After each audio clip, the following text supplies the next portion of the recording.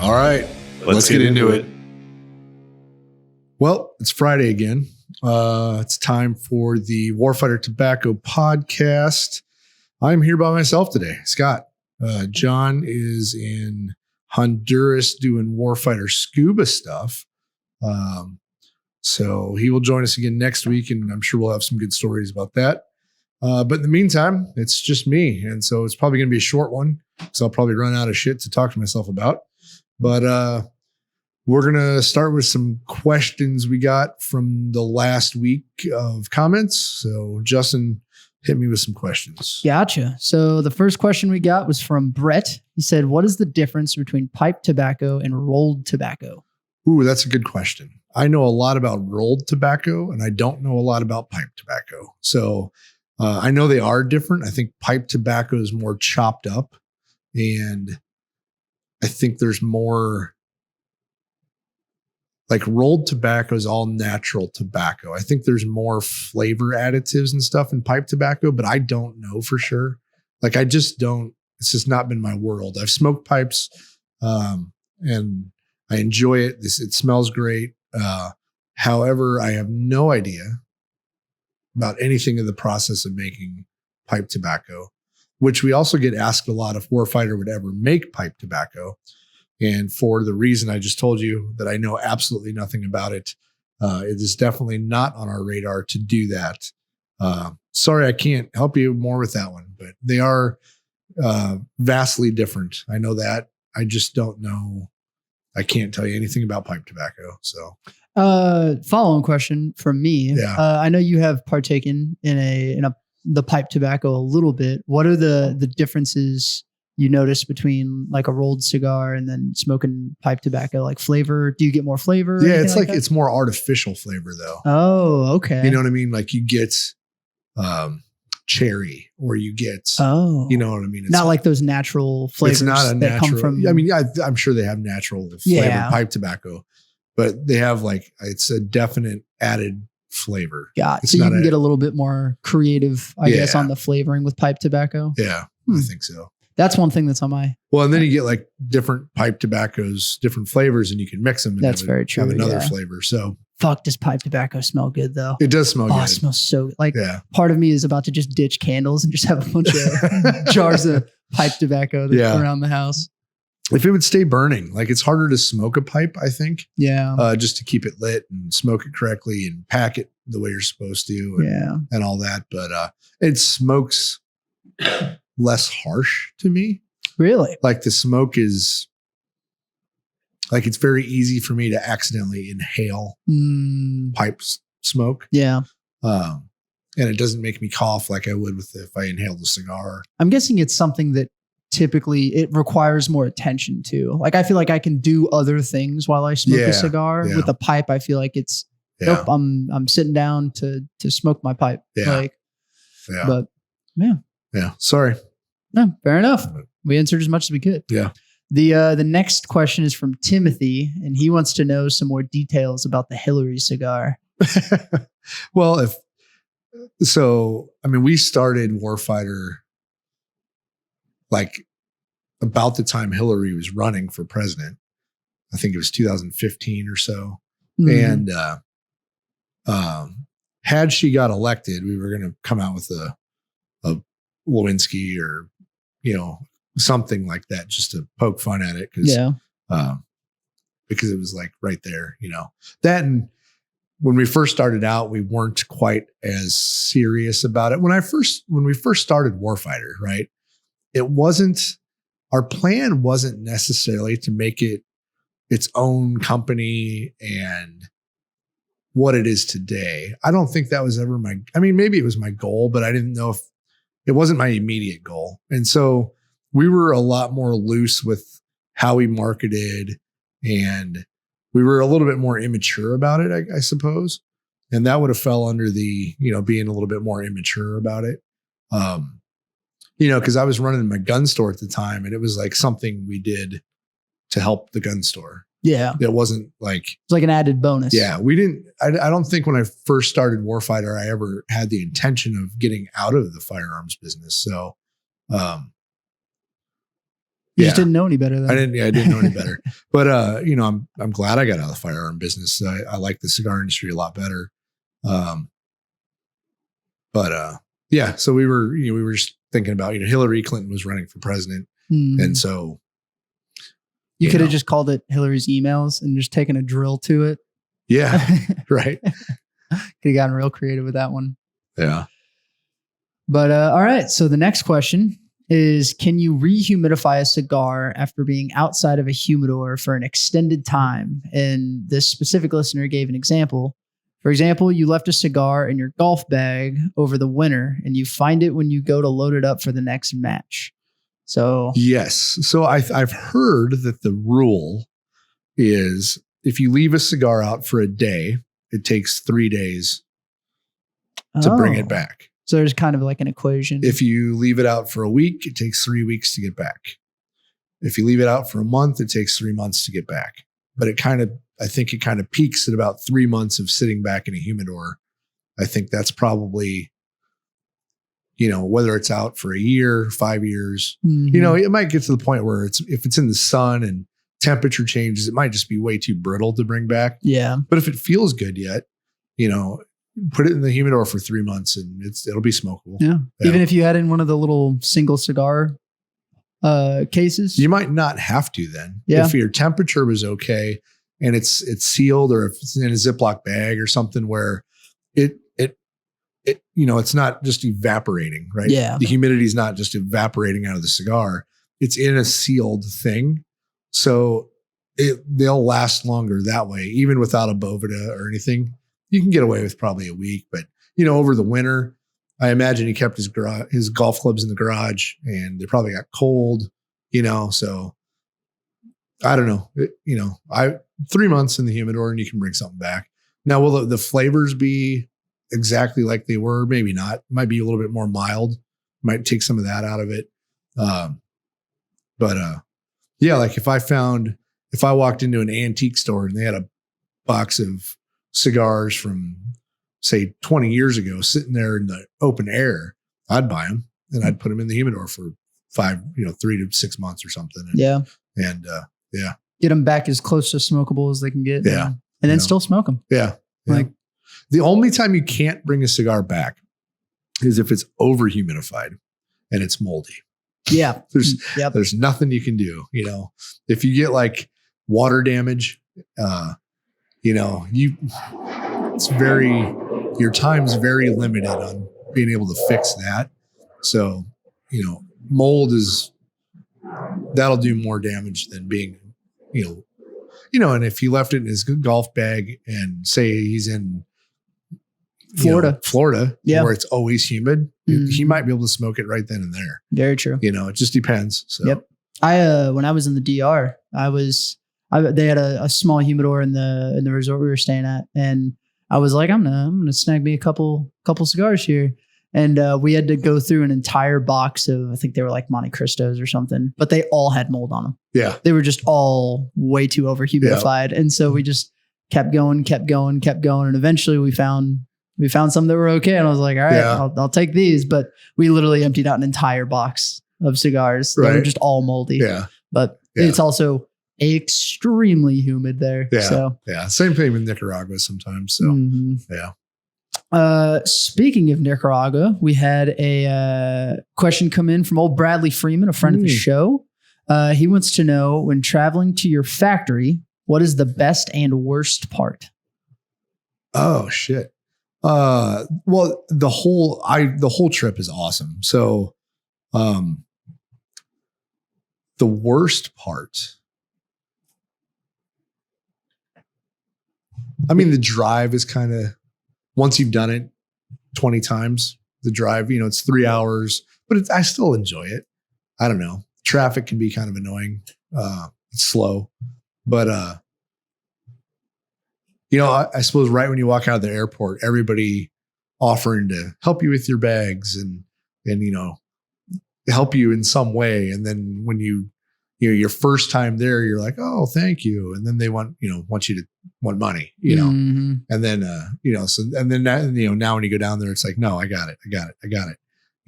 You kind of, the tricks the routine. now. Yeah.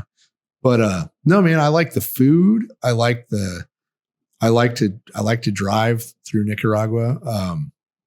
The people are awesome. Having to leave is probably the worst part. I was waiting for you to say that. Yeah, I was waiting for you to say that.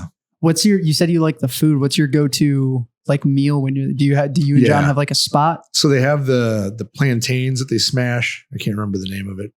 Smashed plantains, and they have a cheese down there that you get with, and it's very good. I think it's a goat cheese or something, but I don't know. It's really good. But I mean, usually we have the barbecue, or there's, when you go to San Juan del Sur, there's a restaurant on the beach that has lobster tail, and you get like 3 or 4 lobster tail because they're smaller, but it's still good and it's cheap. And I don't know, all the food is fresh. There's not all the preservatives and shit like you have here. Nice. Yeah. It's just, I don't know. The fruit is awesome because of the same reason the tobacco is good, because it grows in the volcanic soil. Yeah. It's the same reason the fruits and vegetables are awesome, because they grow it in the same soil. Mm-hmm. And so you'll find avocados that are like, holy that big. Shit. They're gigundous and they taste great. That's wild. Yeah. The food's good down there. Yeah. Not the most annoying part about Nicaragua is not being able to find good whiskey. I remember hearing y'all talk about that. Because you try to order a whiskey at like an average restaurant and it's Scotch. Oof. Well, I'm not a Scotch guy. No. Or it's maybe Jim Beam or Jack Daniels. Mm-hmm. And that's it. They don't have like the good bourbon selection. Yeah. But they do have good rum. And I don't drink a lot of rum, but I drink a little bit when I'm there. So, yeah. And Nicaragua brings the rum out of you. Yeah. Usually and then we found the Jameson triple at the duty freeze. So we usually have a bottle when we're there. Yeah. Not too far away. So. BYOB. Yeah. Yeah.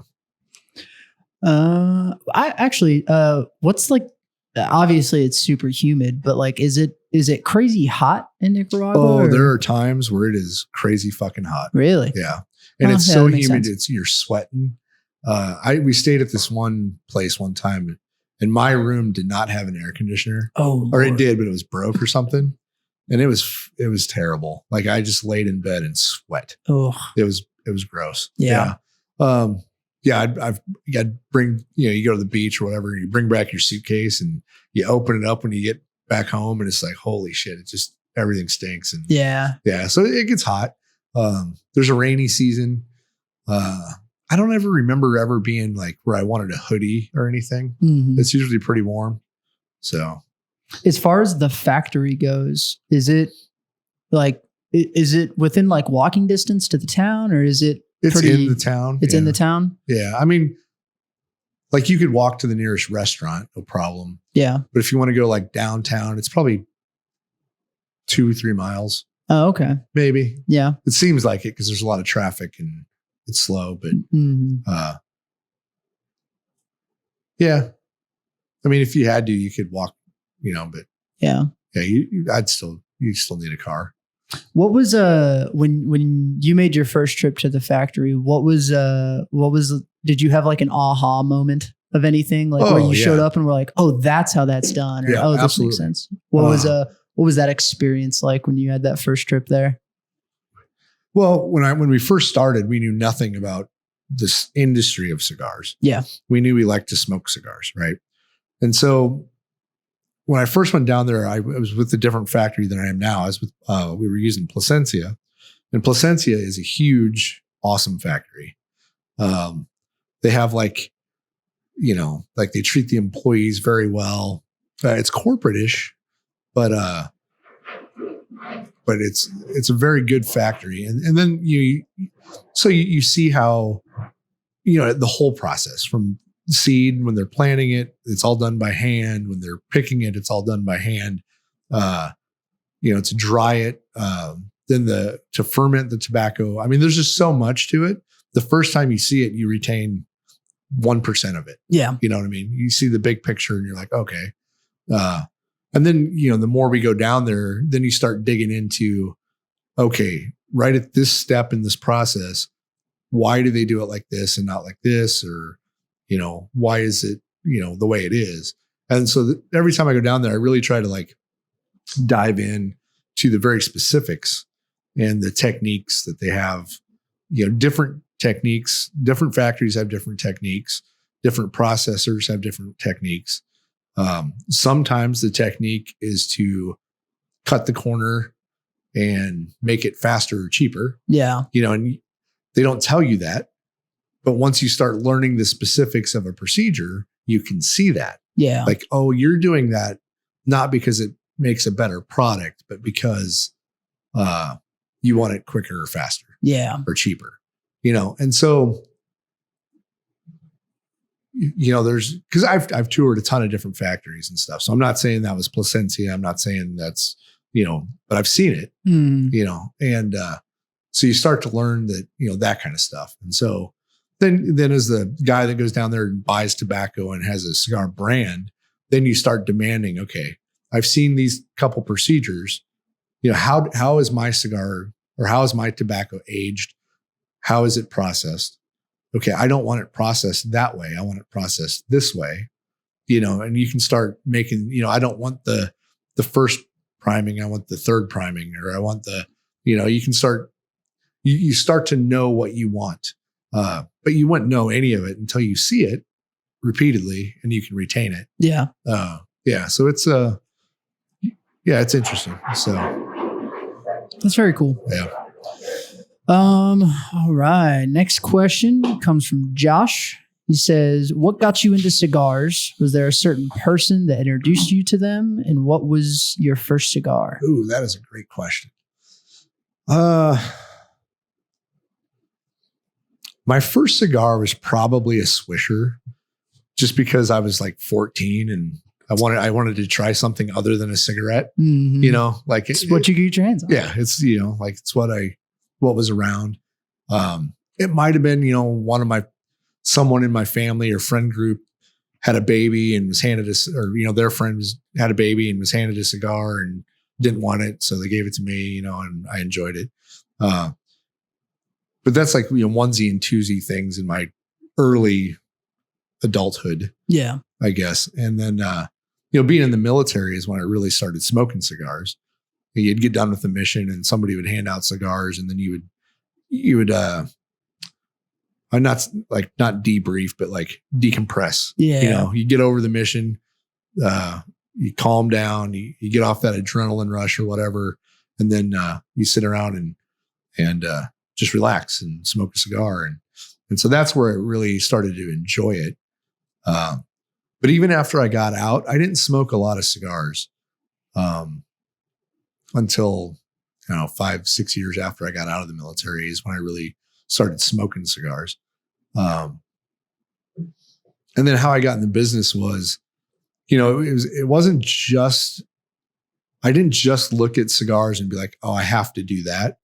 I already owned a couple businesses, and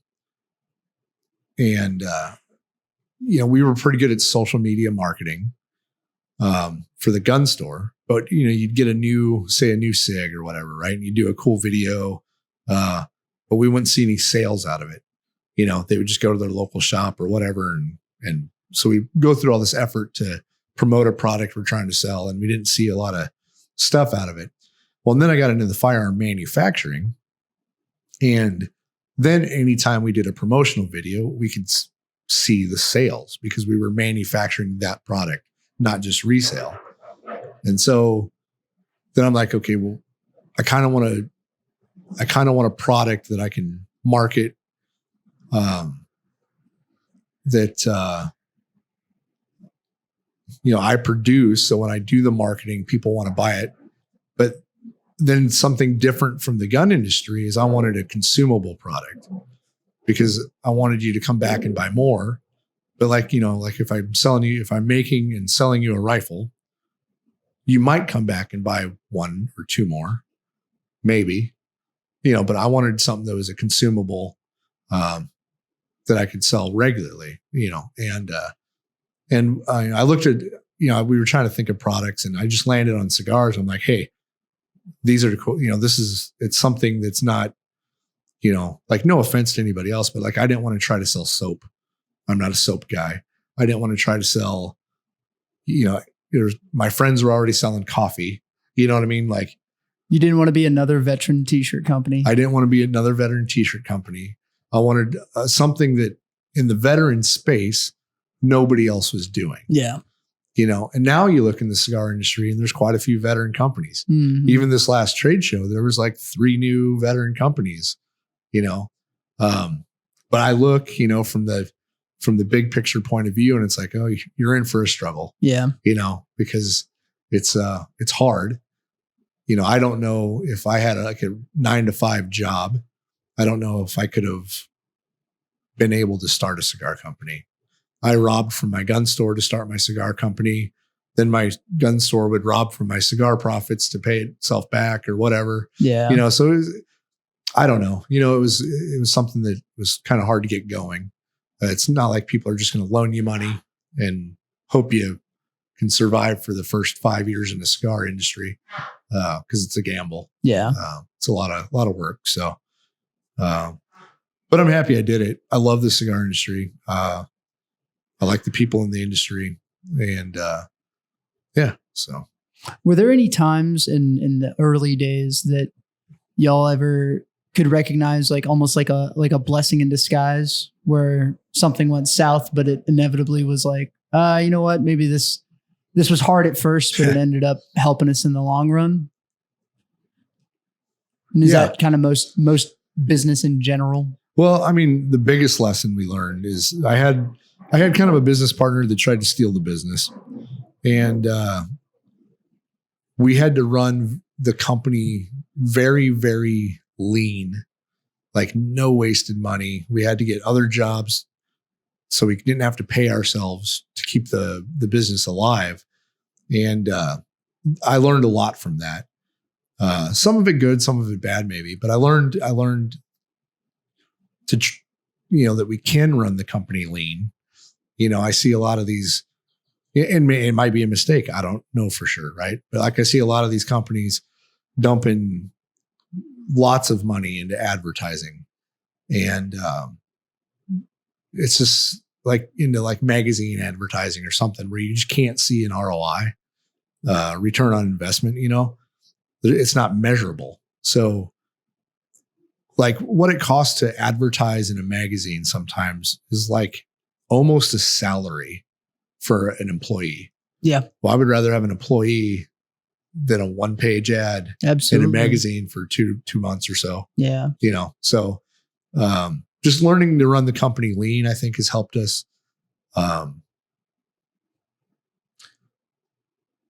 Yeah. So very cool. Let's see. Excuse me. Next question is, should I put my cigars in the humidor after I get them shipped to me, even if they're wrapped in cellophane? Yes. Yep. Shipping is hard on cigars. It's not so much the humidification that is bothered so much in shipping. It's the temperature changes. So if you go from, if it's like it is, like say February or March, and we're shipping from 75 degrees in Texas to -20 in Montana or whatever, and then it sits in a postal van, not temperature controlled. It can cause your cigars to be a little bit brittle, especially the wrappers and stuff. And so if you put them in a humidor, I always suggest if you get cigars in the mail and you can put them in the humidor for a week or two. It goes back to that, if they've been out of the humidor for a day, go in the humidor for 3.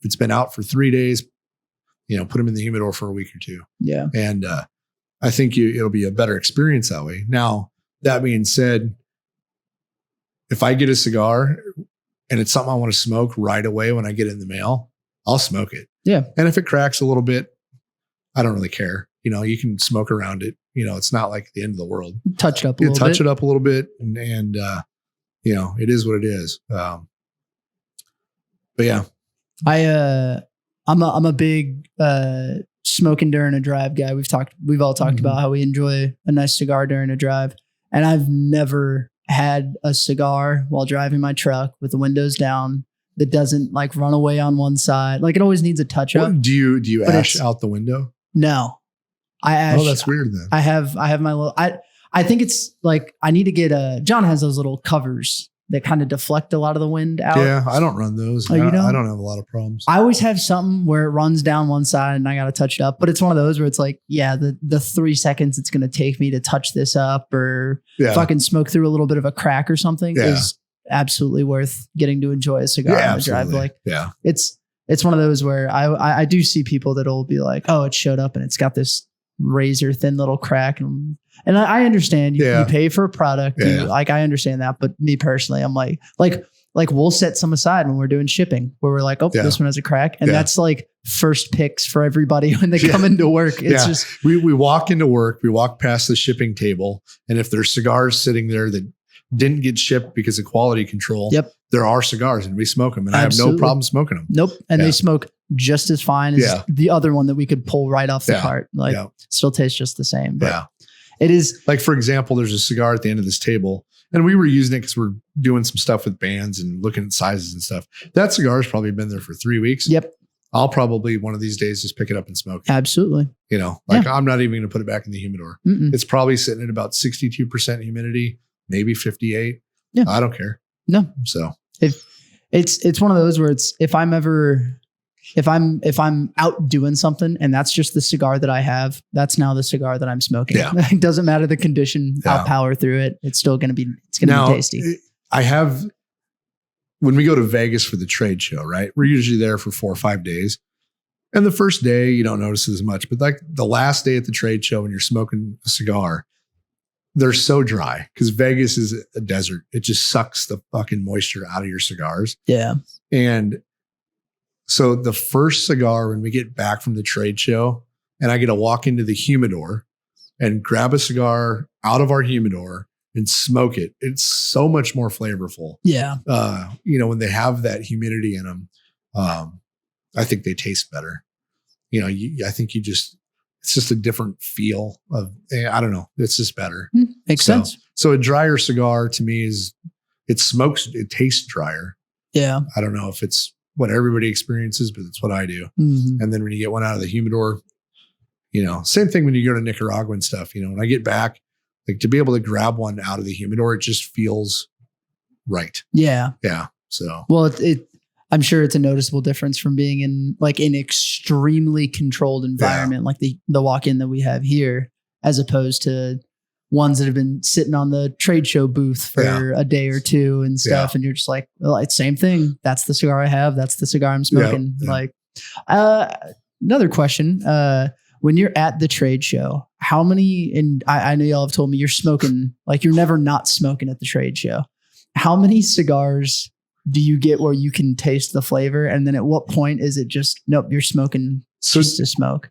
So a trade show day, right, starts about, our first cigar is probably 9 a.m.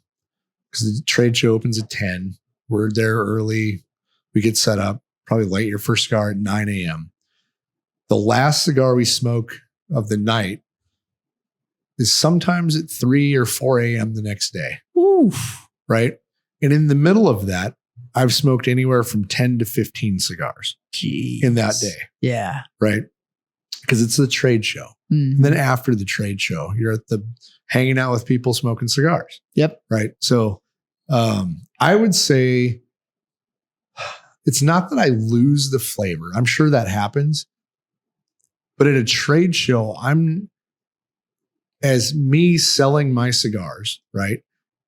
I'm not paying attention to the flavors. Yeah. I'm smoking because I want to smoke a cigar, but it's not like I'm sitting in my chair, sipping on a whiskey and really just focusing in and enjoying the cigar. Yeah. I'm busy. I'm talking.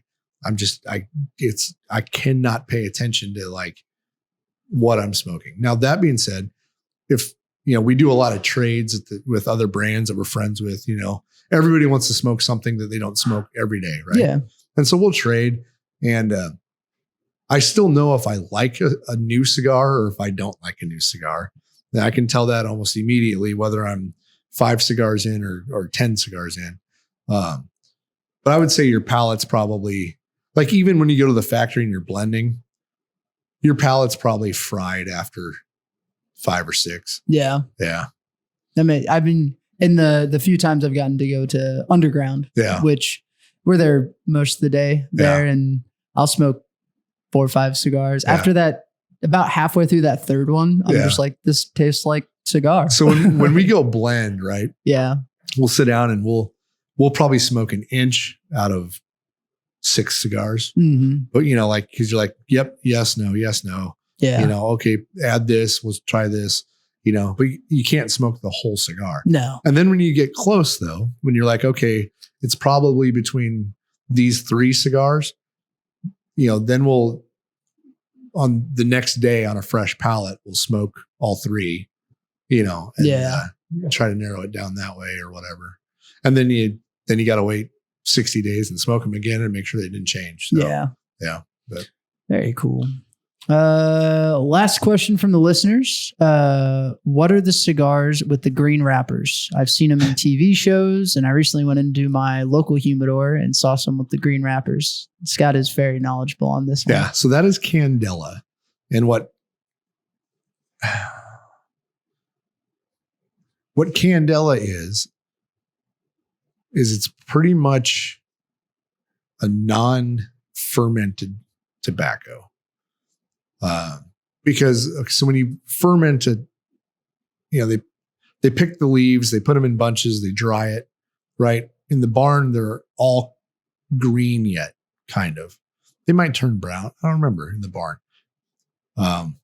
Most of them, they're green, right? And then they take these bunches and they put them in what they call a pylon. So if you want to Google pylon, it's like a big bale. It's probably, I don't know, thousands of bunches of these tobacco bunches.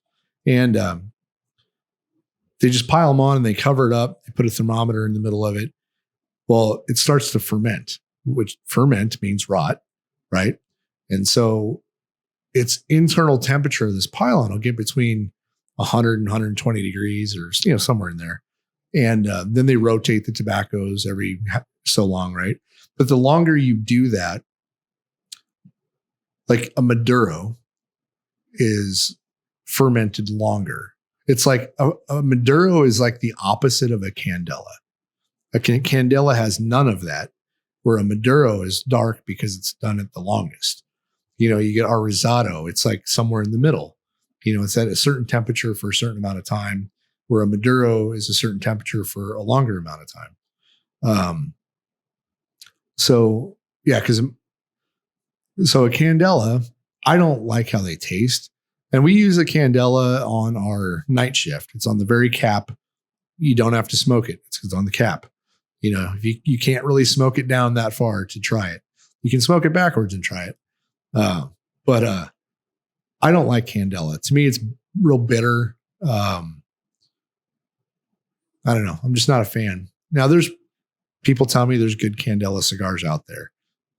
Maybe the fillers are, strong enough or good enough to mask the Candela flavor. But I'm not a fan of Candela. It looks really cool in a cigar because it's green, right? Very true. So you can get the greens and the browns and the greens and the black with the Maduro. A lot of people do barber pulls with the Candela.